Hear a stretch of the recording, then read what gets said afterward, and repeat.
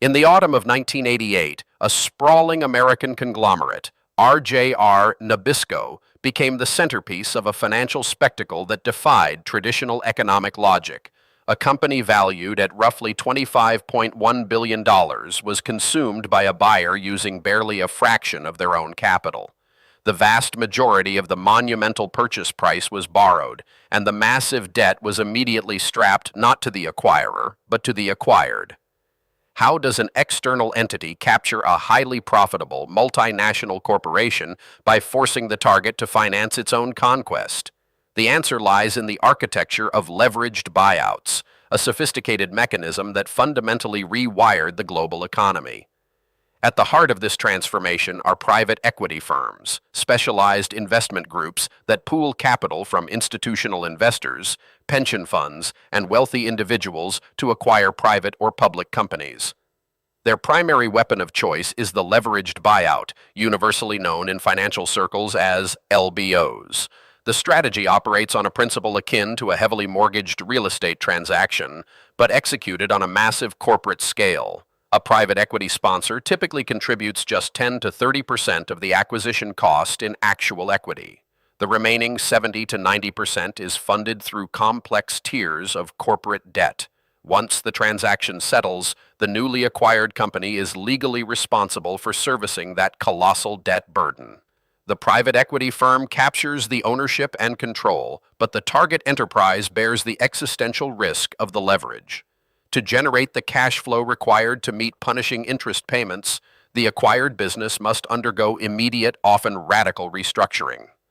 This financial engineering relies on the premise that the target company possesses untapped value, bloated operations, or reliable cash reserves that can be aggressively optimized to pay down the borrowed funds over a tight 5 to 7 year horizon.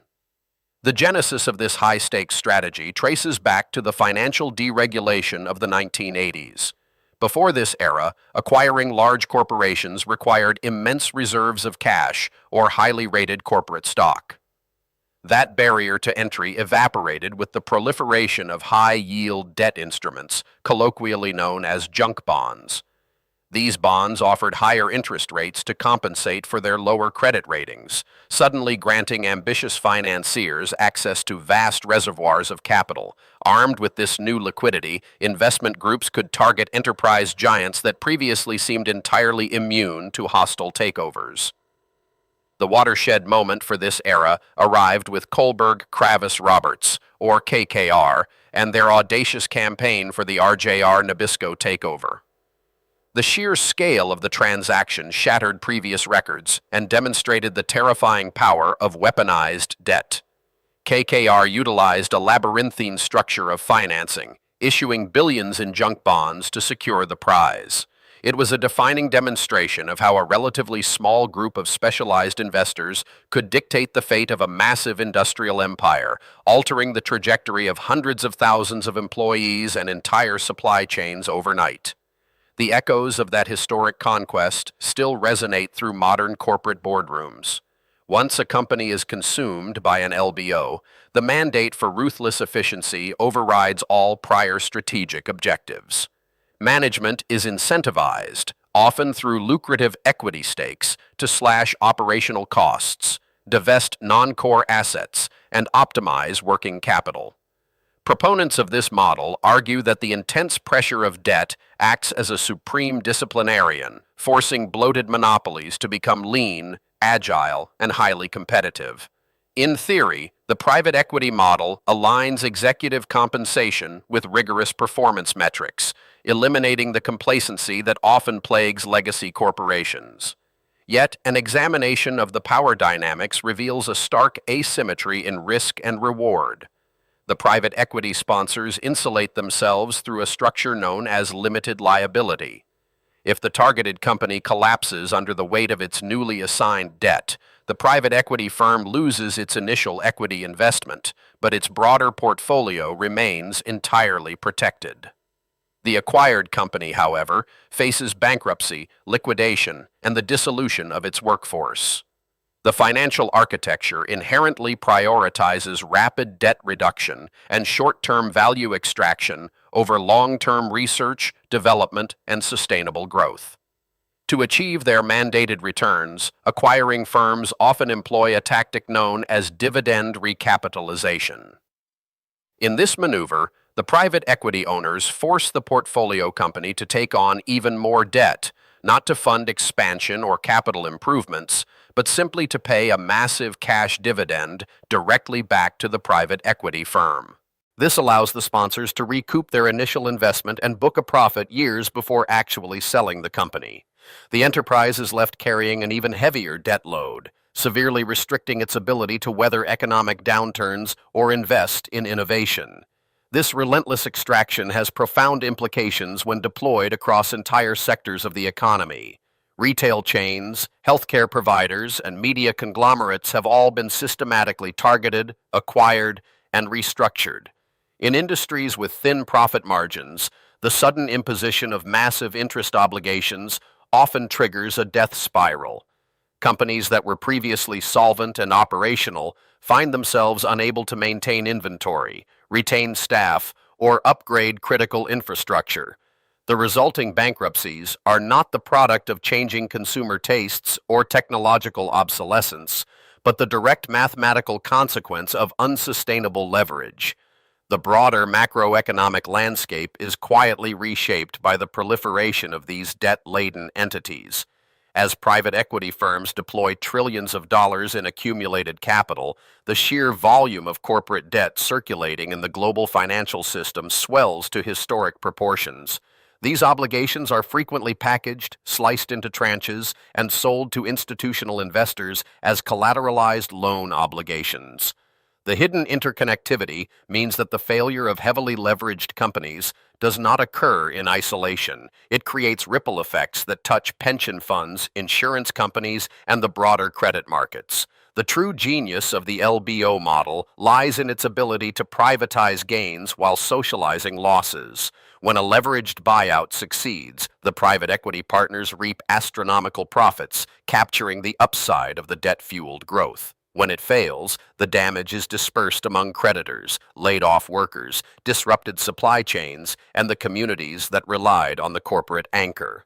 The target company serves as a disposable vessel, engineered to transfer wealth upward before either emerging leaner or collapsing entirely under the strain of its financial engineering.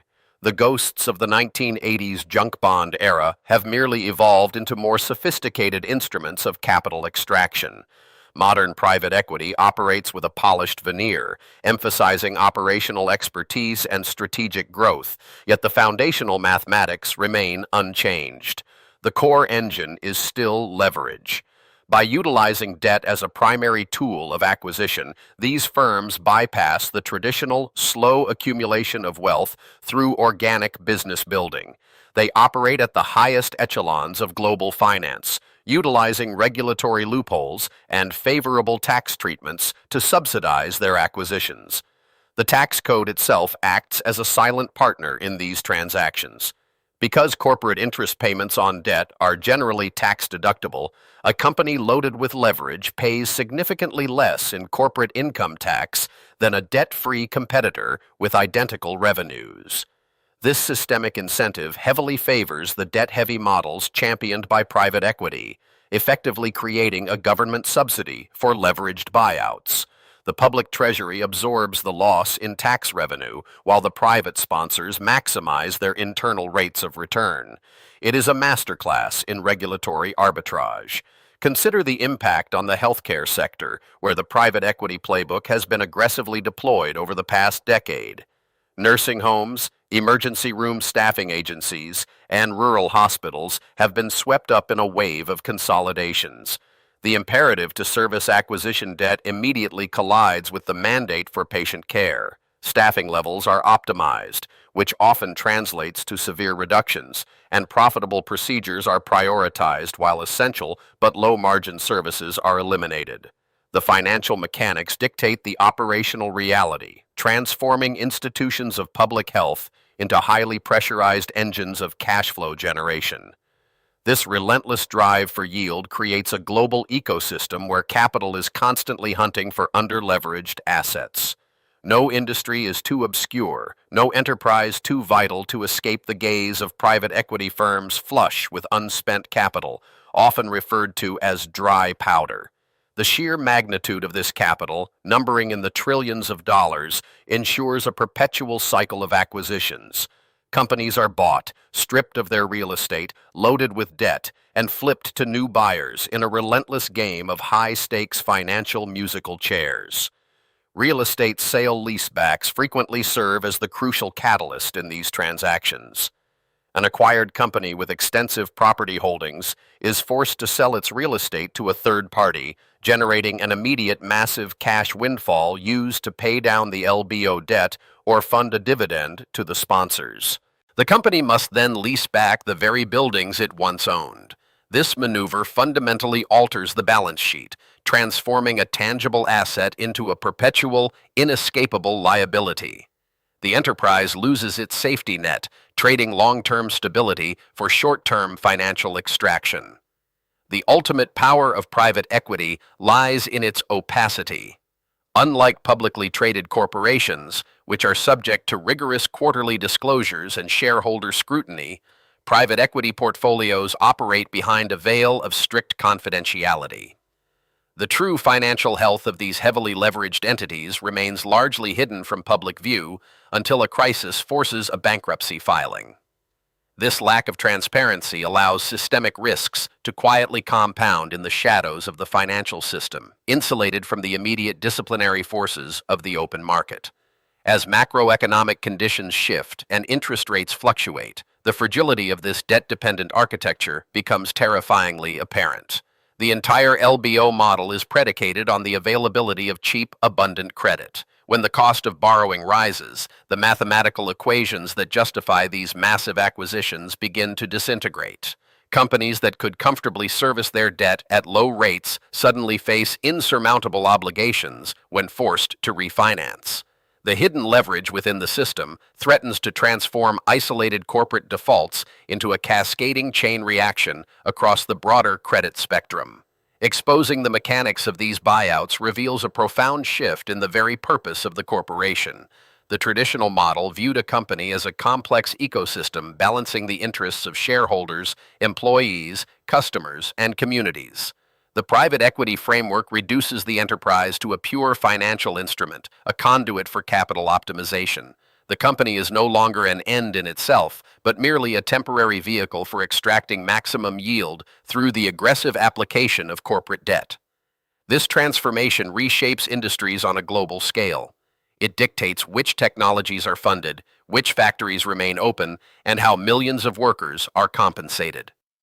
The invisible hand of the market is increasingly guided by the highly visible, highly concentrated power of a few elite financial institutions.